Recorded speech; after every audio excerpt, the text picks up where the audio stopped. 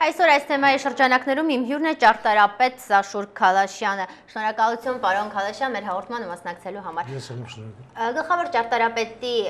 խոսքից ինչ հասկացաք, ով է մեղավոր Երևանի ճարտարապետական տեսքի համար, այսօրվա տեսքի համար։ Այսօրվա տեսքի համար մեղավոր ենք մենք բոլորս։ Բոլորս անխտիր եւ առաջին հերթին ճարտարապետները։ Որևէ արդարացում երևույթի վերաբերյալ չի կարող լինել։ Եթե մենք ապրեինք եւ գործեինք օրինական դաշտում, օրինավոր երկրում, այդպիսի խախտումներ եւ այսպիսի երևույթներ երբևիցե չէր լինի։ Ձեր կարծիքով ամենամեծ կորուստը խախտումը ո՞րն է։ Գլխավոր ճարտարապետը նշում է Երևանը մեծ քաղաք է եւ կորուստներն էլ մեծ են։ Իսկապես Երևանը մեծ է։ Երևանը Հայաստանի մյուս քաղաքների համեմատաբար անշուշտ մեծ է։ Բայց նաեւ որպես քաղաք նա փոքր քաղաքների շարքին չի դասվում միջազգային առումով։ Բայց ավելին ասեմ, որ Երևանը դա այն քաղաքների շարքին էր դասում, ուներ դիմագիծ։ Ի տարբերություն սովետական միության համակարգի շատ ու շատ մայրաքաղաքներից։ Եվ այդ դիմագիծը մեր սերունդի նախորդ սերունդների աշխատանքի շնորհիվ էր ձևավորվել Թամանյանից սկսած եւ վերջացված նրա աշակերտներով եւ հետևորդներով։ Ամենամեծ կորուստը ձեր կարծիքով ո՞րն է Երևանի։ Այ ամենաշատը ձեզ ի՞նչն է ցավ պատճառը, որ այսօր Երևան քաղաքը կորցրեց իր արդեն ձևավորված կերպարը, որով նա հպարտանալու տեղ ուներ եւ գրականության մեջ, եւ туриզմի շրջանակներում, եւ մասնագիտական ոլորտներում։ Այսօր նա կորցրեց իր բոլոր դրական արժեքները եւ ներխուժեց մեկ այլ ալիք կամ մի քանի ալիքներ, որոնք անկառավարելի եւ անհեթեթ անհարիր են, այսպես կասեմ, քաղաքաշինական կերպարի նկատմամբ։ Գլխավոր ճարտարապետը ասում է, որ այսօր Երևանի ճարտարապետական տեսքը պայմանավորված է այն մարդկանցով, ովքեր տնտեսության մեջ եղանակ են ստեղծում, համամիտ եք այս տեսակետի։ Այնքանով, որքանով որ նրանք ներդրումներ ունեն, այո, կախված է դրանից։ Ով ինչ ուզի, գումար ունի, որտեղ ուզի կարող է Այդ ուրիշ խնդիր է, եթե նա գումար ունի եւ ուզում է այն ինչ որ ինքը ուզում է եւ չի հարցում թե դա կարելի է թե չէ, դա արդեն մեր կործանումն է։ Բայց այդպես չէ։ Այդպես չէ, որովհետև մենք հիմա ցավոք սրտի էլի եմ ասում, օրենքի եւ օրինապահության պակաս ունենք, որովհետեւ ինվեստորին հասկացնենք, պարտադրենք կամ համոզենք, որ պետք է անի ըստ օրենքի։ Մենք հակառակը օրենքը գնդում ենք կողքի վրա, ես նկատում եմ քաղաքաշինական վերաբերյալ օրենսդրությունը։ Դնում ենք մի կողքի վրա եւ կամակատարենք իրեն ցանկացած պահանջի։ Այ հենց այսօր քննարկվում է, որ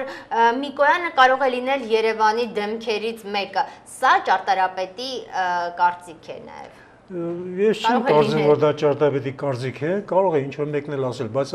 արձանները չեն դրվում այդպես մեկ հոգու կարծիքով։ Արձանի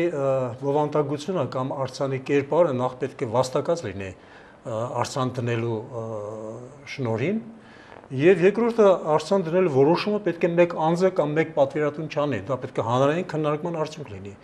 Ես այս արձանի քննարկմանը ոչ մասնակցել եմ, ոչ գիտեմ ով է առաջարկել եւ ոչ գիտեմ ինչն է հիմնավորումը։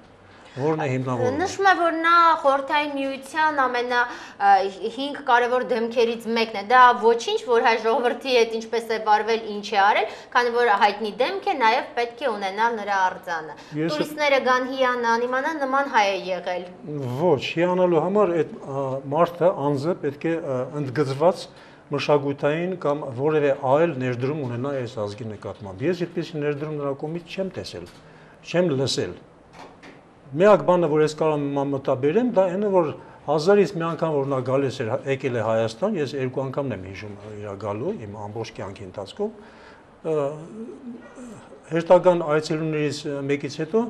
Երևանում մածուն ու կատը խանութները ինչ էին վաճառում, հետո սկսեցին վաճառել։ Հիմա ես դրանից ավել ներդրում չեմ տեսել, բայց դա այն ներդրումը չի, որի համար պետք է արձան դնել։ Եթե արձան տնենք, ուրեմն կաթ ու մածուններ պիտի տնենք դիմաց։ Պարզ է, իսկ ում արձանը ձեր կարծիքով անհրաժեշտ է, որ այսօր լինի Երևանում, որը չկա։ Ես չեմ կարող այդ հարցին միանշանակ պատասխանել, իրեմ ասում, ես իմ անձնական կարծիքով չէ, որ արձանը դե որոշվի։ Արձանը պետք է լինի այն մարդկանց համար, ովքեր որ ազգային մշակույթի կամ ազգային պետականության ձևավորման մեջ ունեն վաստակ։ Օրինակի համար բոլոր կենտկոմի քարտուղարները, չասենք սովետական միության բառը չեմ ուզում տալ, բայց իրանք անվիճելիորեն ներդրում են ունեցել մեր պետության զարգացման գործում։ 156 սկսած վերջացած Կարեն Դեմիրճյանով։ Բոլորի արձանը կարելի է դնել։ Բայց հիմա բերում ենք մի կողան ենք դնում, որ այս երկիր ոդկ էլ չի դրել։ Ասեցիք երկու անգամ դուք եք հիշում, որ դրել է։ Եվ այս պահին քննարկվում է Կարեն Դեմիրճյանի անվան մարզահամերգային համալիրի ճակատագիրը։ Ինչ է կարծում, մենք ունենք որևէ երաշխիք, որ այն վաճառվելու դեպքում արտաքին տեսքը կպահպանվի եւ այն իրենից ներկայացնում է հուշարձան արժեք թե ոչ։ Գիտեք ինչ, զուգահեռ եթե տանեմ, ես կասեմ, որ տարիներ առաջ վաճառվեց երիտասարդների պալատը։ Ոչ մեկի մտքով չէր անցնում, որ նա կքանդվի։ Եվ ոչ մեկի մտքով չի անցնում, որ քանդելուց հետո իրեն հողատարած կօգտագործվի որպես հանքավայր։ Ես չեմ բացառում, որ մարզահամերգային համալիրի դեպքում կլինի նույն ճակատագիրը։ Գուցե հարցը սխալ եմ ձևակերպում, բայց ինչով կբացատրեք ճարտարապետների այսօր անզորությունը, մասնագետների, որոնք չեն կարողանում կանխել նման երևույթը։ Եվ ինչքան կարող է սա շարունակվել։ Քանի դեռ մենք օրինապահ չենք, մենք ասելով մենակ ճարտարապետն չէ, առասարակ մենք հայերս օրինապահ չենք, մենք անօրեն գործողությունների թիրախ ենք դառնում ամեն օր։ Փաստն է, որ այո, որոշ ճարտարապետներ, այդ թվում նաև դուք անօրինականությունների մասին պարբերաբար ահազանգում եք, բայց որևէ արդյունք դա չի տալիս, քանի որ մարզահամերգայինի կապակցությամբ ասեմ անօրինականությունը։ Ոչ ոք չի արգելում մարզահամերգային համալիրը կամ նման շենք հանել աճուրդի։ Այդտեղ հանցանք չկա։ Հանցանքը դրա մեջ է, որ աճուրդ հանված օբյեկտի վերաբերյալ կես բառ պայմանների մեջ չկա գրած, որ նա պատմաճարտարապետական հուշարձան է։ Կես բառ գրված լիներ, որովհետեւ առնողը իմանա ինչ պայմաններ ունի կամ ինչ պարտավորություններ ունի շենքի նկատմամբ։